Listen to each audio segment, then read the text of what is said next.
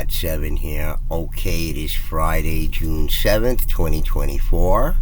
And I'd like to thank you for visiting the Stonewall Research 2 channel here on YouTube. Thank you very much. I really do appreciate it.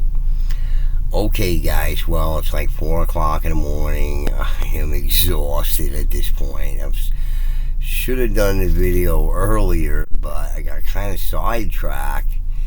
Harry Hubbard gave me a call around 10 o'clock or something like that.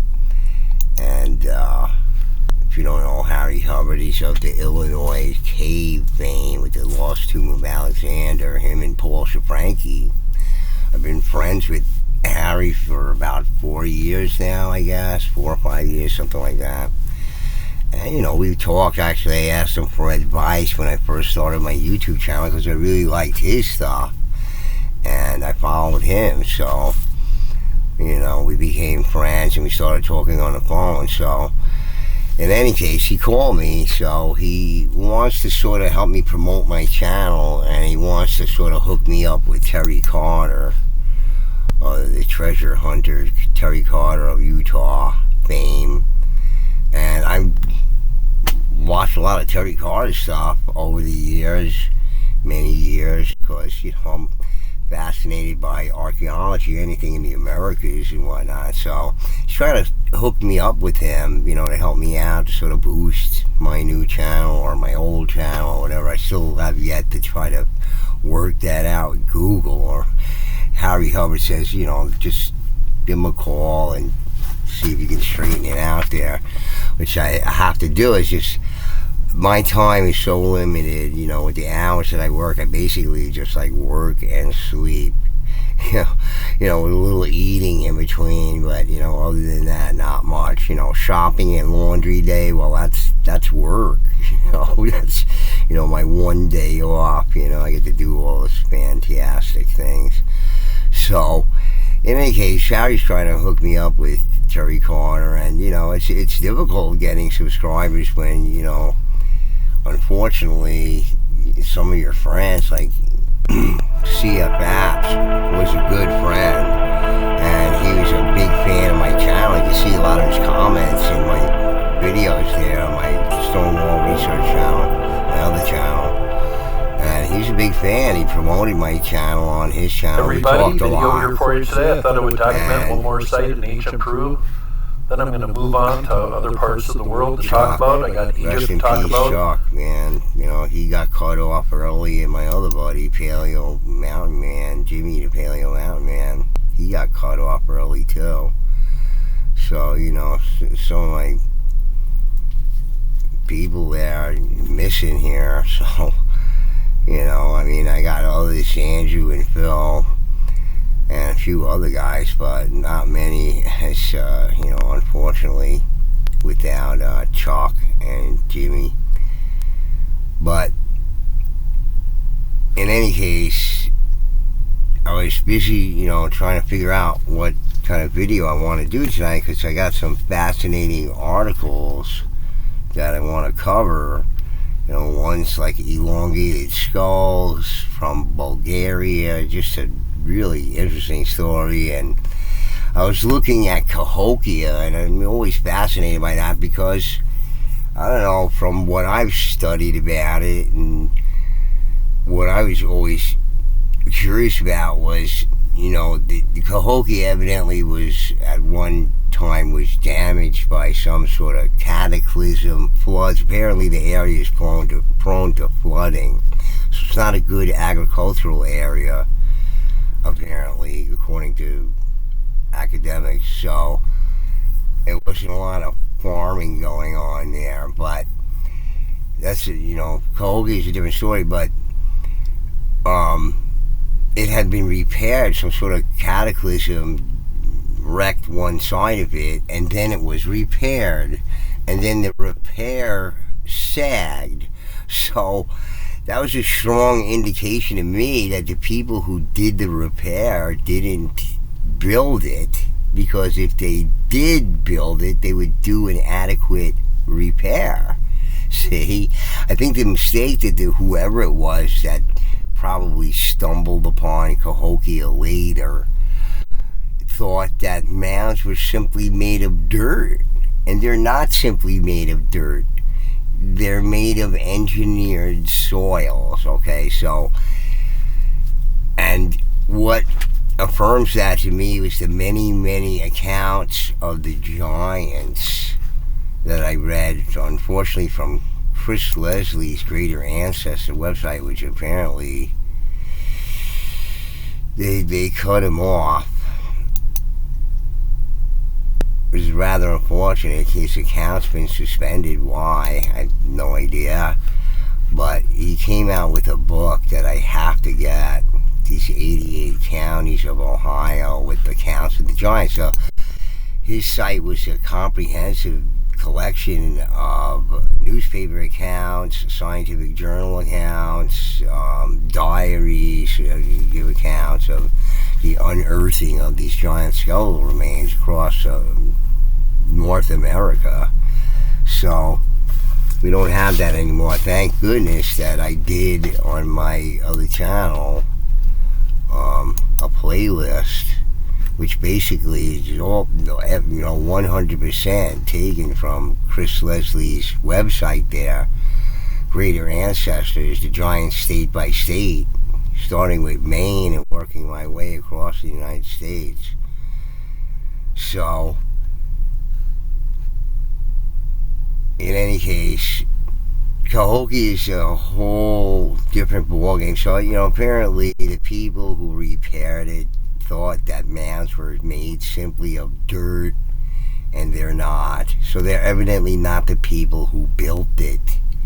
Okay, and it doesn't matter what archaeological evidence they find there, because if there was some sort of habitation later on, let's say the people who built it or whatever used it for purely ceremonial purposes, there was no evidence of fires there or any other evidence of artifacts or anything like that. It's frequently said about the Adena and Hopewell about the scarcity of artifacts found for these cultures. So, it doesn't matter, if it's a later occupation, sure, they're going to leave all their cultural stuff around, but they weren't the ones who built it, see? And the evidence of the repair not working or not being an adequate repair, just evidence of the fact that they didn't build it, because if they did, then they would know how to repair it adequately, okay? Just like anything you might repair. Okay, if you know what you're doing, right, and you built the thing, then you're going to know how to repair it. If you didn't, then you're not going to. The assumption is, like many people's assumptions today when they hear about mounds, earthen mounds, they just think it's dirt. But the accounts of the giants in the United States, as I go over, many accounts where these mounds were excavated, and it clearly was an engineering soil involved, engineering earth, so engineered, earth, and also clay involved with bases to build these pyramids on top of. So it's just not simply dirt, and therefore the people who repaired it, quote unquote, were not the ones, and these are the ones that they claimed were habitating these areas. And it's interesting, the story about it. We'll have to get to it in another video, because I want to cover the one about the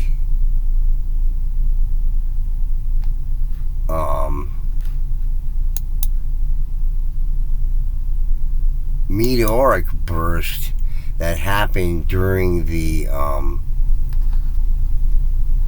Hopewell culture time period, somewhere between like 263 to 300 and something AD. Choose from over 100,000 things. Sorry about that. I don't have the ad blocker on. Follow right now. expert tour guides all over the world to local hidden gems. Sorry about that. Anyway, So apparently it was Meteoric Burst, and between those time periods, and of course it's not exact, you know, it's, you know, quite a And get exclusive quite a big access to iconic difference attractions. Get your guide. Unforgettable travel experiences. They got to do that to me anyway, but it's okay. It's all over with, I believe. So there's this cosmic cataclysm that may have caused the downfall of the Hopewell culture. And it's just curious to me when you study other cultures, which is another article I want to cover about the Anasazi there in Arizona and New Mexico over there. Their culture ended at a similar time period, according to, you know, researchers, had to do with some, you know, possibly had to do with some sort of cataclysm or catastrophe. And same as with the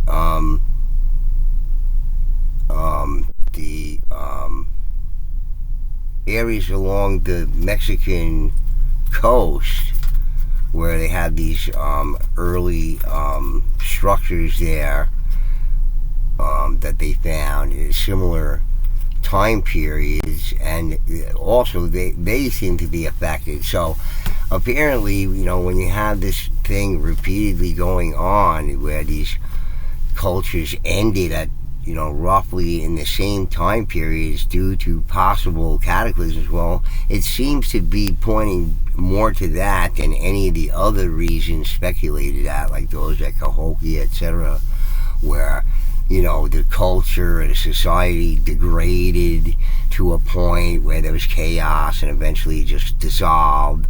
Because they say at the time periods that these civilizations came to their ends, there's no evidence of major cataclysm, like, in other words, abruptly. But let's say it didn't occur abruptly. It took, you know, a long time. You know, the causality is the same, but it wasn't abrupt. You know, it took, you know, several hundred years or something like that before it came to an end as a result of the occurrence of these events, whatever they may have been. So this one is interesting to me. I thought you might find this article interesting. It's not too long, and I thought you might like to know about it. It's got everything to do with the Hopewell culture, but I guess, you know, 2022, I mean, by that time, these people should know this is some sort of geoscience website here. You think they would be up on current research, because I read the research from the University of Indiana on my channel and their archaeology on the Hopewell, and what they found is that it's very, very likely that the Adena and the Hopewell were contemporaries. So you have to then take it to the next step, which is the dynamic that was going on between these peoples. You know, where you have the ruling class and the other class of people with different morphology and phenotype and all kind of stuff like that. So, you know, it's all considered here, but I guess they're a little slow at getting at it. You know, I see some difficulties in this article about, you know, whatever occurred here. Evidently something did, but, you know, some of those suppositions don't make sense to me. But in any case, let's read it. And it's not too long, and this way this video doesn't have to be, you know, necessarily from 10,000 feet. Researchers from the University of Cincinnati have found evidence of a cosmic cataclysm 1,500 years ago, I think, that the typo there, that may be responsible for the downfall of the Hopewell culture. Like, sorry about that. Let's control this a little bit better. The Hopewell culture was a widely dispersed set of pre-Columbian Native American populations connected by a common network of trade routes from 100 BC to AD 500 in the Middle Woodland period. And these trade routes that we're talking about are these Indian trails. And as I've gone over on my original channel here, and the videos on my channel, one of the most popular videos on my channel, you can see here, is this video here with 3,000 views here. Ancient Indian Trails, the Adena Prehistoric Highway System moving people, goods, and material. Okay, so I've covered this on my channel with this video. It's an extremely popular video of mine where I cover an article from the New England Historical Society about these trails in the Northeast there and what they were being used for, and primarily for trade. You know, when there's used for other things, whatever it is, you know, war, during wartime, but those are short periods, you know what I mean? And, you know, for ceremonial purposes, where you have ceremonies every day. Okay, so what trade is going on? You know, think practically. I'm always amazed at, you know, whether it's the academic side with their crazy, fantastic ideas, supposing that they don't know about the past, based on their, you know, research and all kind of stuff, and alternative people who would just go off into, you know, outer space somewhere or whatever with their supposing or whatever. I'm trying to keep it more rational here somehow, sort of mitigate between the two extremes here, but let's go on with this here. Oh, I don't want to get to that yet. But, alright, so the researchers found evidence of a cosmic airburst at 11 Hopewell archaeological sites in 3 states stretching across the Ohio River Valley in the United States. By the way, this article's from 2022, so it's, you know, this research is not that old, which rained debris down into the Earth's atmosphere, creating a fiery explosion around 1,500 years ago based on radiocarbon and typological dating. Okay, so they have, of course, you know, have this margin of error. They don't like radiocarbon dating. They want to get more accurate, but they can't quite yet. And they probably minimize the margin of error because that's in their interest to do that. You understand? So, in any case, and that's one of the criticisms, I think, you know, from the Cornell University study on radiocarbon dating and other types of dating that they had issues with. The airburst affected an area bigger than New Jersey, setting fires across 9,200 square miles between the years AD 252 and 383. So it's a long time. I hate to say it, you know, major changes in societies and all kind of stuff could be going on during these time periods, you know, without getting a really pinpointing down to anything. When you do get more data on these people, whatever, again, these people, they're not well studied, admitted by academics themselves. You know, they know little about these because it just wasn't focused on. It was all, we know the reasons why. Okay, and the people who ran the Smithsonian, like Alice Herdrich, and C.H. Holmes, or whatever his name was there, running the Bureau of Ethnology, decided to, you know, they ran it like iron-handed, iron-fisted dictators, and what they said went, and they didn't believe in a lot of the native people, thought they were subhuman, you know, so that's not a good base to start from. This coincides with a period when 69 near-Earth comets were observed and documented by Chinese astronomers and witnessed by Native Americans as told through their oral histories. The study, published in a Nature journal, Scientific Reports, found an unusually high concentration and diversity of meteorites at Hopewell sites compared to other time periods. The meteorite fragments were identified from the telltale concentrations of iridium and platinum they contained. They also found a charcoal layer that suggests the area was exposed to fire and extreme heat. It's just interesting that they say these things, you often, people like Brian Forster and other researchers, when they look at these, sculptures and, constructions in Egypt and in Peru and South American, seems like the stone has been subject to high heat, etc., etc.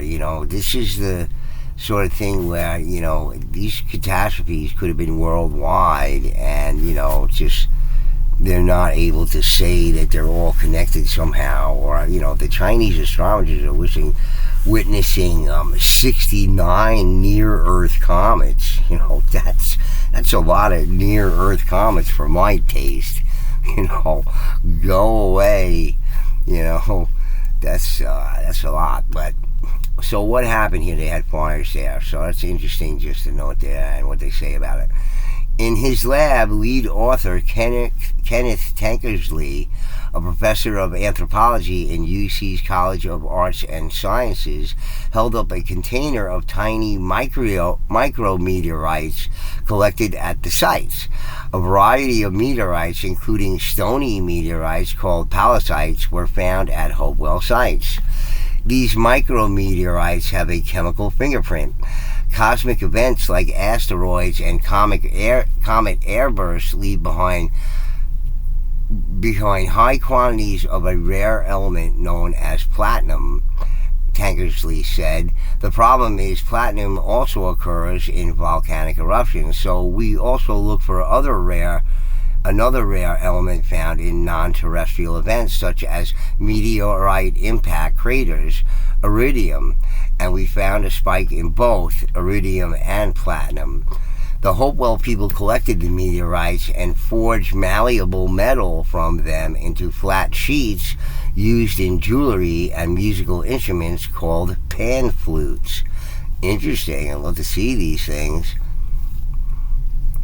And like many of the cultures around the world, like King Tut's dagger made out of a meteoritic iron, and other cultures around the world, and even I've read here in the Americas, here in the U.S., with the states, the giant accounts of the giants, where they found this meteoritic iron in some of these burials. So where they could find it, they were busy using it, and I'm sure that was going on all over the planet with all different cultures, and that's why the scarcity of meteorites on this planet. Think about how many were found in the past and used up for those purposes. Probably, nearly everything that could be found, these people were very keen to find these things. Beyond the physical evidence are cultural clues left behind in the masterworks and oral histories of the Hopewell. A comet-shaped mound was constructed near the epicenter of the airburst at a Hopewell site called the Milford Earthworks. And here is the site that they're talking about. This is the Squire and Davis illustration here of the Earthworks. Okay, so you can see this comet-like construction of the Earthworks, but obviously these things had some practical use too, although it, shows what looks like a comet. You can see there's an entrance over here, and that interests me too here, because I've already evaluated these sites, and I'll just go over it real quickly here, because I don't care what any anthropologists or archaeologists say. I've done my own research on these things, and here's what I've evaluated them to be. Okay, so you see this part here, that's sort of way off from this, where there's in other ones they're connected. But this is the VIP stay area right here. Okay. And this area right here, so you see this area is 21 acres here, so you can imagine how big this is, okay? This is the area where the raw materials were delivered and then fashioned into crafts and goods, as they know well about the Hopewell culture and apparently the Adena and Hopewell culture now, okay, that they were fashioning these raw materials into usable items and then trading them. So this is the trading area here, okay, where the common folk could come. But these areas were secure because this is the VIP stay area, and this is the area where their subordinates would be, with the either raw materials delivered there to be fashioned into goods or simply traded as they were, right? And things were being constructed and fashioned and crafted and, fabricated into useful items, whether it be, weapons of any sort or whatever other items they were fashioning over there. Probably a lot of things made out of, wood and stuff like that, very few is preserved. They admit themselves they don't find a lot of artifacts, okay? But here's the Squire and Davis illustration with the comet there commemorating this event, apparently. See? And this is even my first time seeing it. I've looked at a lot of Squire and Davis. Just one is more remarkable than the other. I'd like to cover every single one of them and all the sites, but here's what it looks like now. And you can see here's the Miami River over here and this bend in it over here. You can see this bluff over here, and this area is raised off from the river line here. But here's the Milford, Ohio area right now, and here's the East Fork in the Little Miami River. And where that bend is, you got to remember that this is Squire and Davis are doing this from ground level. They didn't have any helicopters or balloons or anything, in order for them to, they approximated this. So here's the same bend in the river there. Here it is. And here's Valley View Nature Preserve, and here's the bluff. Okay, so this structure, these structures were once right here. Here, where the large circle was, and in the square area there. This is all park area here. It's a nice flat area there, so they made it into a nice park area there. And flattened out by these, middle woodland period Hopewell culture. And so here's the exact spot where it would be.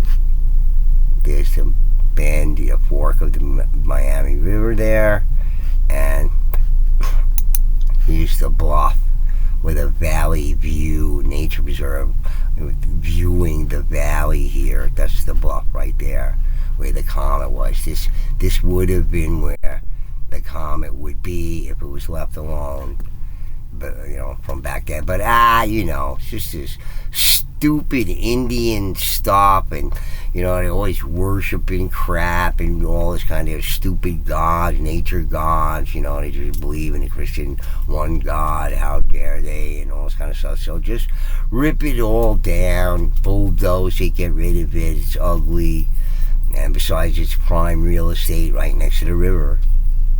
Want that? So get rid of it. So now we can't look at it and see what it was all about, and then, research it and understand it, because some pricks in the past decided that, this is nothing.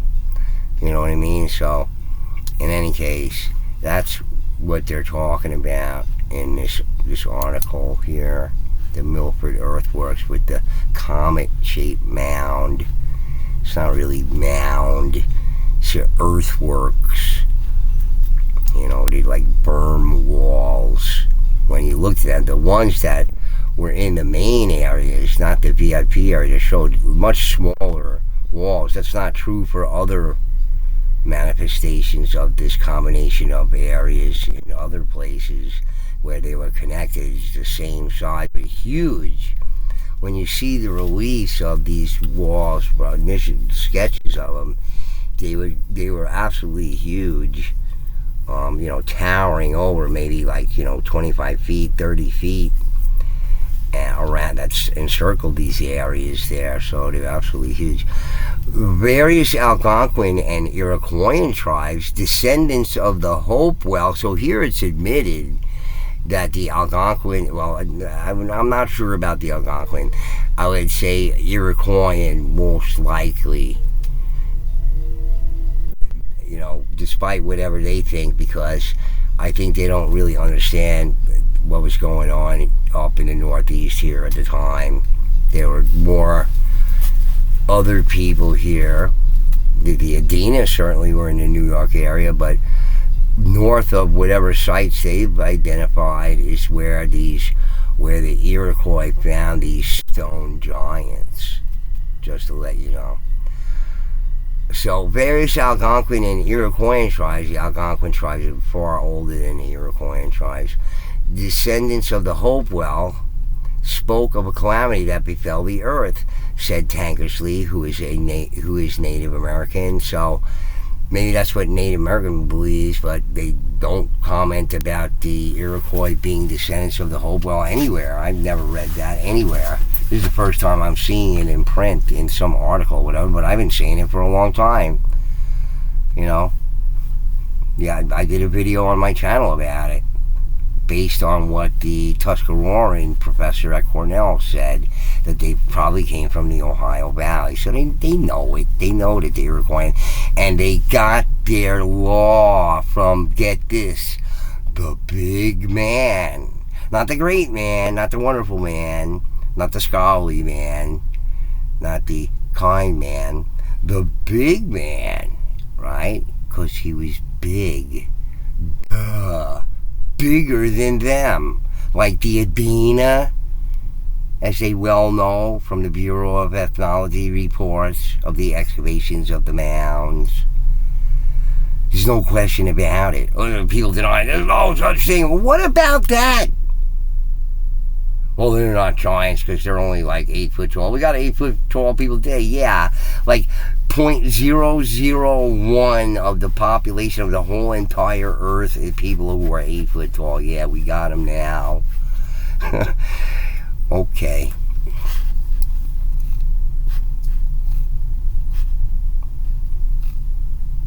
All right, too far. Things misbehaving. Okay.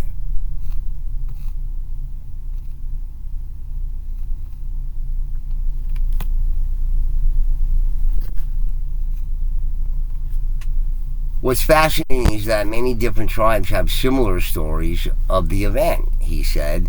The Miami tell of a horned serpent that flew across the sky and dropped rocks onto the land before plummeting into the river. When you see a comet going through the air, it would look like a large snake, he said. Okay, so here's my take on it from my UFO perspective, which people who subscribe to my channel would probably know about what I think they are. But that aside, all right, it's just interesting to me that they saw this thing that dropped rocks on them and then it went into the river. And it looked like a panther, I guess, or whatever it was. So UFOs turn into USOs a lot of times in, UFO lore. So going into the water is one thing, just that sort of, I don't know, sort of separates maybe what they're talking about. But, okay, maybe it's the same thing. I don't know. The sky panther. The Shawnee referred to a sky panther. Okay, so when you see a comet going through the air, it would look like a large snake, he said. It's true to some extent, I guess.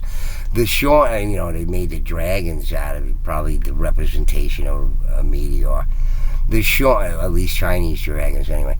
Shawnee referred to a sky panther that had the power to tear down forest. The Ottawa talk of the day when the sun fell from the sky, and when a comet hits the thermosphere, it would have exploded like a nuclear bomb.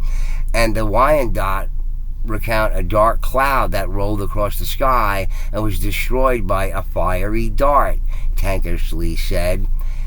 That's a lot like the description that the Russians gave for Tunguska. he said of a comet airburst documented over Siberia in 1908 that leveled 830 square miles of forest and shattered windows hundreds of miles away.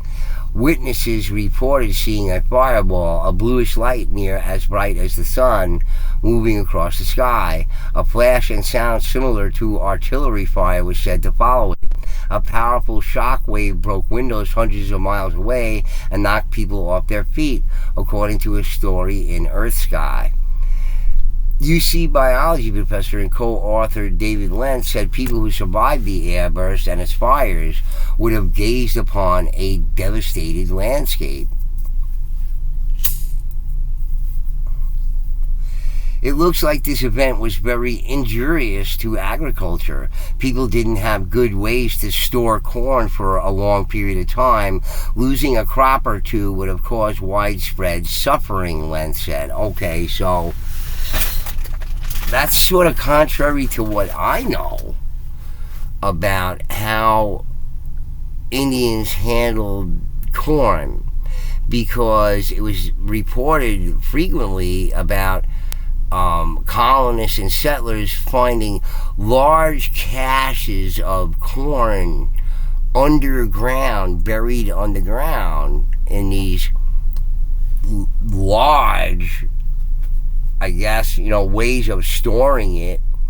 So it was stored in the ground, and it's probably for good reason, because the Indians were constantly, the native peoples were constantly using burning to control the flora and fauna in the areas that they occupied.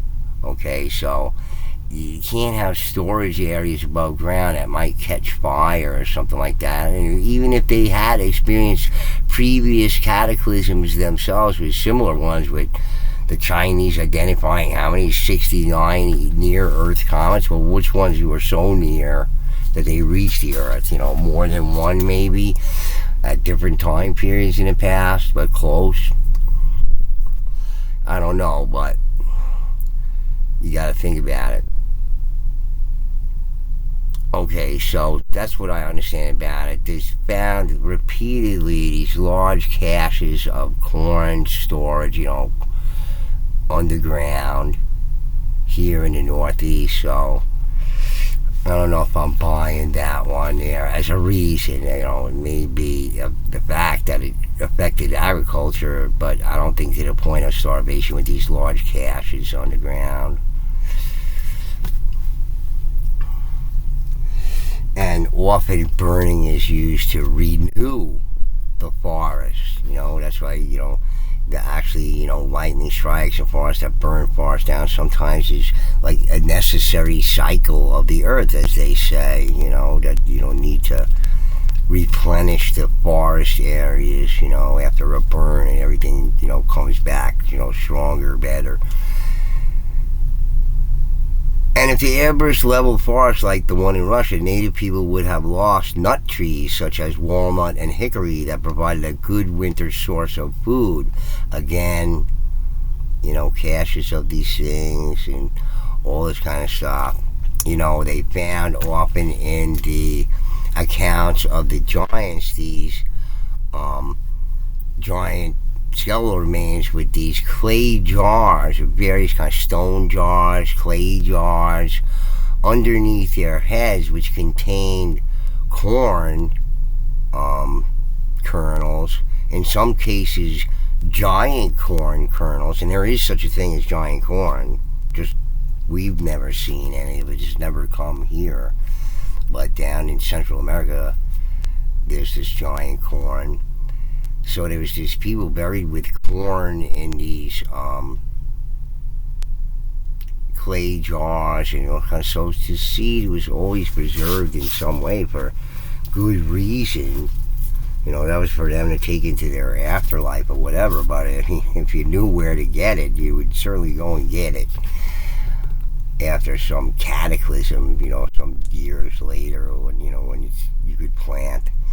When your corn crop fails, you can usually rely on a tree crop. But if they're all destroyed, it would have been incredibly disruptive, Len said. UC's Advanced Materials Characterization Center conducted scanning electron microscopy and energy dispersive spectrometry of the sediment samples. Inductively coupled plasma mass spectrometry was employed at the University of Georgia's Center for Applied Isotope Studies. The U.S. Geological Survey provided stable carbon isotope analysis. Despite what the scientists know, there is still much they do not, Len said. See, that's in every case of archaeology and anthropology. Pay attention to this. There's still much they do not know. Just remember that when you're looking at any scientific reports and everything, here's somebody in the field admitting it. You see? Because it's like 99% speculation. Oh, yours is speculation too. So what? If they can speculate, I can speculate. Why can't I, as an autodidact, as somebody who studies these subjects? That's all bullshit. Somebody calls you out. That's why I had to get off Facebook. They're starting to nitpick me for such small details and my faux pas as, my, sort of age-related, I'm getting older, so, I have my senior moments and stuff like that. But meanwhile, in the video that I refer of mine or whatever, I call it exactly what they were calling me out on. I just forgot for a second, and when my brain got stuck on something else, whatever. So they're like, see? You don't know what you're talking about. It's about these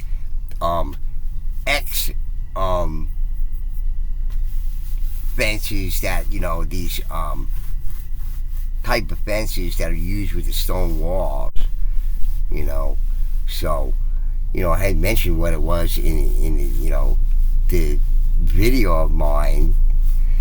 I said it was a split rail fence, and it's really, it's specifically called a cross rail fence, but I called it a picket fence on my observation. I didn't need somebody to tell me that it was a split rail fence, but I called it a picket fence in the comment there in Facebook by accident, having one of my senior moments or whatever, and they fucking jumped on that like unbelievable. See, Mr. Smart Guy who's in PhD books and everything, you're just an idiot. See, they had to point that out to me, so I was like, you're done. We're done with Facebook. It's ridiculous. Many people, learned people I talk to are like, yeah, you're going to get that there. There's no point in it. You're going to go through it again and again and again and again.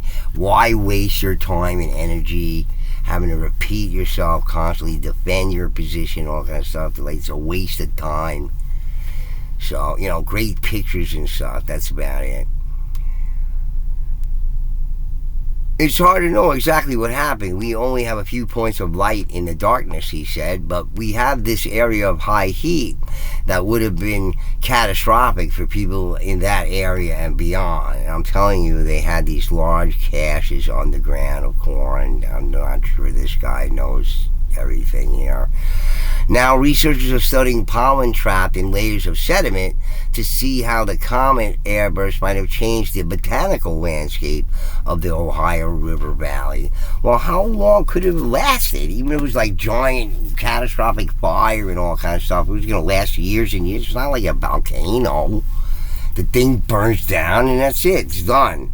It's all expended and time for clear air to go in there. Just make it more of it than I think or whatever. But anyway, co-author Stephen Myers, the UC geology alumnus, said their discovery might lead to more interest in how cosmic events affected prehistoric people around the world. Yeah, I'd say so. Science is just a progress report, Myers said. It's not the end. We're always somewhere in the middle.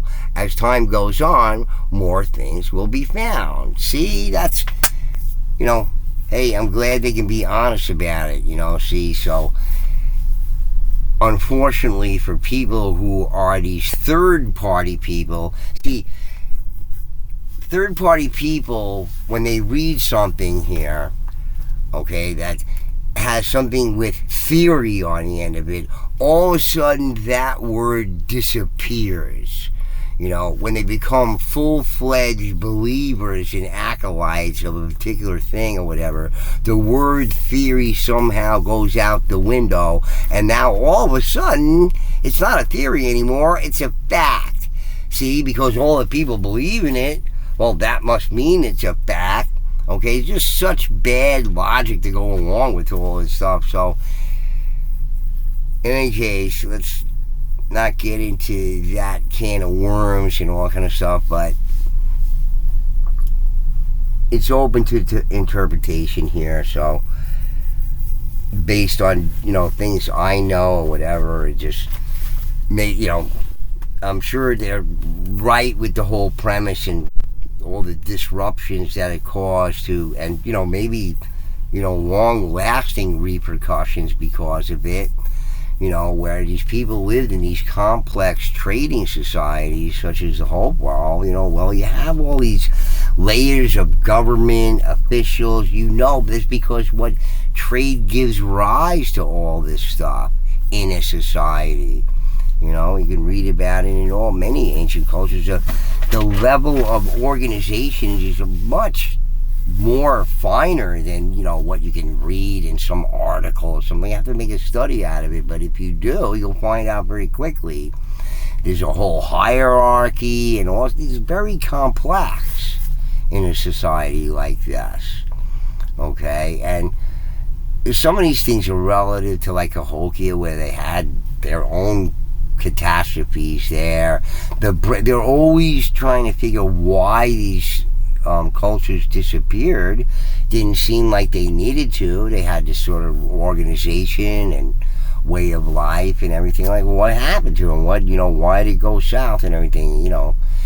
And I believe in the article I was reading about Cahokia, they're talking about internecine difficulties occurring with that. But I've mentioned many times before on my other channel, okay, about what I thought might be happening with the Hopewell, Adena Hopewell culture, was these internecine things going on, and hence, you know, and the outcome, they think, which again, no mention of this of any articles I've ever read or anything on the Iroquois people and everything. Nobody said that they're, you know, the descendants of the Hopewell. This is the first time I'm reading it. You know, maybe they reached that conclusion finally somewhere in some report that I didn't see or whatever, but I've been seeing it for a long time. I did a video on it, so, you know, pretty good at this myself, okay, based on my own research. And, you know, I do read archaeological reports, university reports. I've read many of them on my channel, for one thing or another, okay, so, and read your master's thesis on here. You know, if you like say, well, you say this and you say that, I'm not saying anything. Listen to what these people are saying. I might synthesize it into my own hypothesis or something like that, but that's my prerogative. This is my channel. This is what I want to do. Some people just present the evidence and you can make of it what you like, but every mainstream researcher or academic is going to come up with some sort of conclusion, some kind of story, some kind of fantasy story that they make up. Okay, so why can't I do that too? Okay, but my fantasies stories are based on the facts that I point out in what I read from what they research, whereas their perception of it may be one thing, mine is another. Okay, whereas theirs may be influenced heavily by whatever academic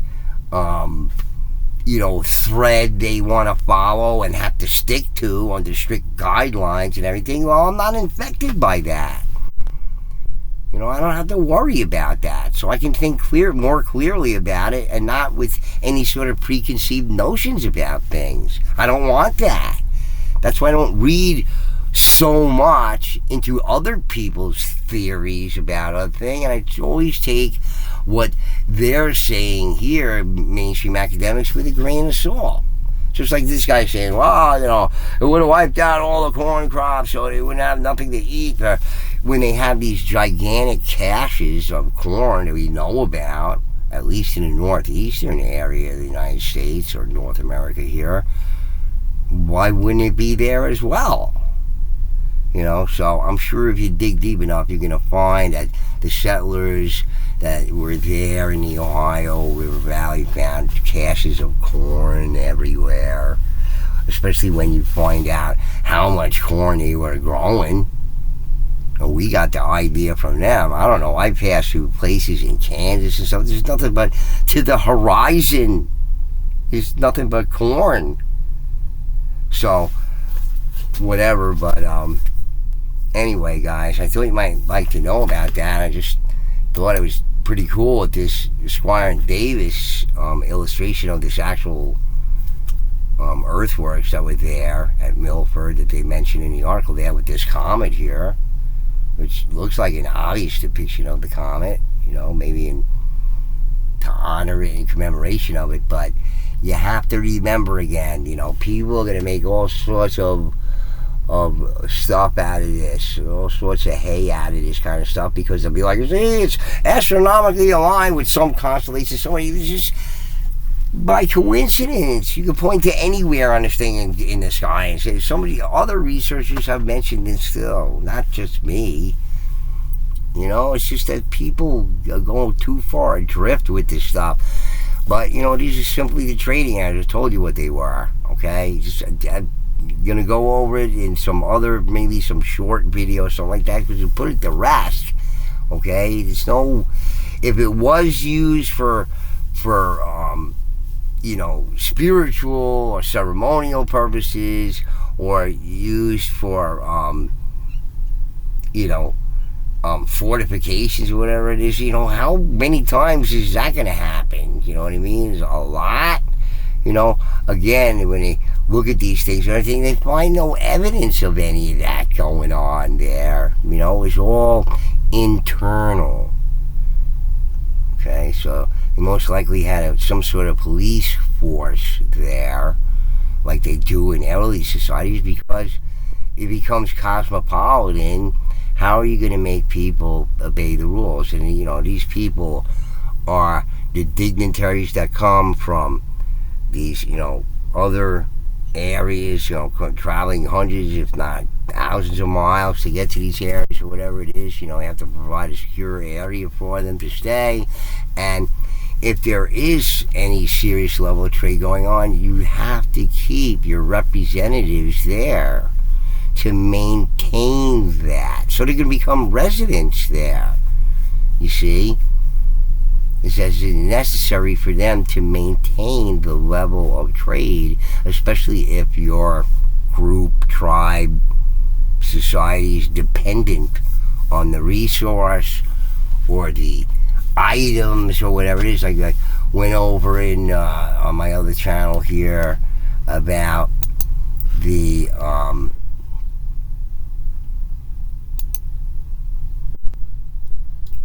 Ortona Earthworks here, okay, and how they were trading these goods, because it's a Hopewellian site, all right, and the type of trade that was going on there. And, you know, again, similar type of dynamics going on there. So anyway, guys, I just thought you might enjoy that article about this meteor burst that happened, and with Get Your Guide, choose from over the 100 Squire and things to do in Davis. one app. Follow expert tour guides all over the world to local hidden gems and get exclusive access to I have to get the iconic ads with attractions. this Get Your shit Guide, too. unforgettable travel experiences. Now I can't get to it.